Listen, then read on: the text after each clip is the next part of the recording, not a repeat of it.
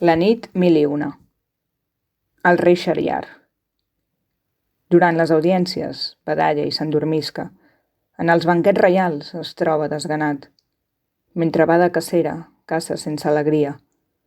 El visir li pregunta: «Què us passa, majestat?» «Res, no res, estic bé», nerviós li replica, però sap que menteix, que no és veritat. Que què li està passant? Se n'adona i sospira, que darrerament pensa només en Scheherazade. La seva veu li sembla més suau que la brisa i la seva mirada un glob de vi daurat, que per fer-la feliç l'or que té no escatima. Li regala les sedes més cares del mercat, perles brillants de Pèrsia i perfums de la Xina, rams de roses d'un roig ardent i delicat, i de biblioteques de Grècia i Egipte, els millors pergamins que s'han elaborat. Que voli tan de pressa la nit com l'enrabia, com maleeix que l'alba neixi tan aviat. Si tingués un anell dels que fan bruixeria, si se li presentés com sortit d'un relat el geni d'una llàntia, cridant suplicaria: «Sisplau, atura el temps quan sóc al seu costat». I cada nit així, tan bon punt com arriba, s'asseu i li demana, amb el cor intrigat: «Aquell conte que ahir vam deixar just a mitges, ara digues, explica'm, com segueix, Scheherazade?» Llavors la sent parlar abans de fer-se dia, dels carrers bulliciosos i màgics de Bagdad, de deserts que soterren arenes movedisses, d'una cova de lladres, del palau encantat d'una ciutat d'Aram, de sastres i califes, d'un jardí on se citen uns amants d'amagat, de baguls amb cadàvers de pomes que assassinen, de les grans aventures del mariner Simbad, de genis generosos i de genis malignes. Mirant-la ben despert, perplex bocabadat. Tot allò ella escolta abans de fer-se dia.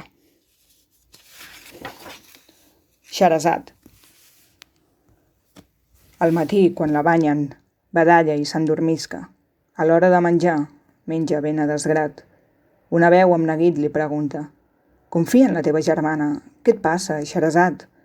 «Res, no res, estic bé», respon sense alegria, però sap que menteix, que no és veritat. Que què li està passant? Se n'adona i sospira, que últimament només pensa en sa majestat. El seu cos és robust com un gerro d'argila i els seus ulls semblen ones d'un mar assolellat. Li comenta els seus gustos i el rei de seguida li regala les sedes més cares del mercat, perles brillants de Pèrsia i perfums de la Xina, rams de roses d'un roig ardent i delicat, i de biblioteques de Grècia i Egipte, els millors pergamins que s'han elaborat.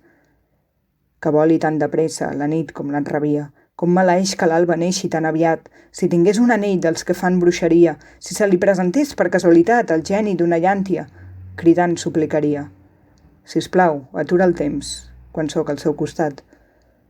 I cada nit així, amb quin goig no respira, quan ell ve i li demana, amb el cor intrigat: «Aquell conte que ahir vam deixar just a mitges, ara digues, explica'm, com segueix, Scheherazade?» Llavors ella li parla, abans de fer-se dia, dels carrers bulliciosos i màgics de Bagdad, de deserts que soterren arenes movedisses, d'una cova de lladres, del palau encantat d'una ciutat d'Aram, de sastres i califes, d'un jardí on se citen uns amants d'amagat, de baguls amb cadàvers de pomes que assassinen, de les grans aventures del mariner Simbad, de genis generosos i de genis malignes. Saltant sense parar, de relat en relat, de tot això li parla, abans de fer-se dia. La nit 1001. Molts sols i moltes llunes s'havien escolat, moltes nits de paraules i molts fets increïbles, amb mirades i gestos de gran complicitat, amb somriures i llàgrimes, amb petons i carícies. Això no obstant, ni el rei ni tampoc Scheherazade no s'havien dit res de l'amor que sentien. I si temen al fons la meva crueltat i per això se'm mostra afable i divertida? I si per ell només sóc en realitat un vulgar passatemps, un caprici efímer? I si ella fingeix un desig inventat perquè sap que si no l'endemà moriria? I si deixés de plaure'l sense cap pietat com va fer amb les altres, no em trauria la vida? Fins que una nit de lluna i de cel estelat, Scheherazade va mirar-lo dient amb valentia: «Us he volgut complaure amb tot, majestat, amb contes de misteri, d'humor i fantasia, i us he donat 3 fills que són el viu retrat del seu pare i senyor. Un favor, doncs, voldria demanar-vos a canvi, per tot el que hem passat.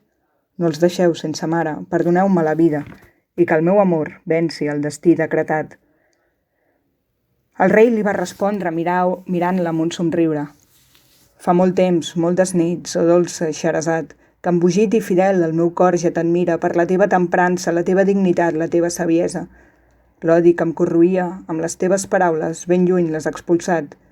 Sigues la meva esposa a partir d'aquest dia.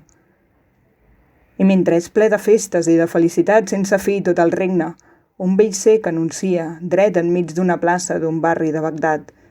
Gent d'aquí, gent de pas, gent d'illes inaudites, va, veniu i sentiu el magnífic relat, el conte que si escoltes ja mai no te n'oblides, la història d'amor més vella del passat. Oh, les 1001 nits plenes de fantasia del rei Xeriar i la dolça Xeresat. I molts s'hi aproparen, seduïts per la intriga.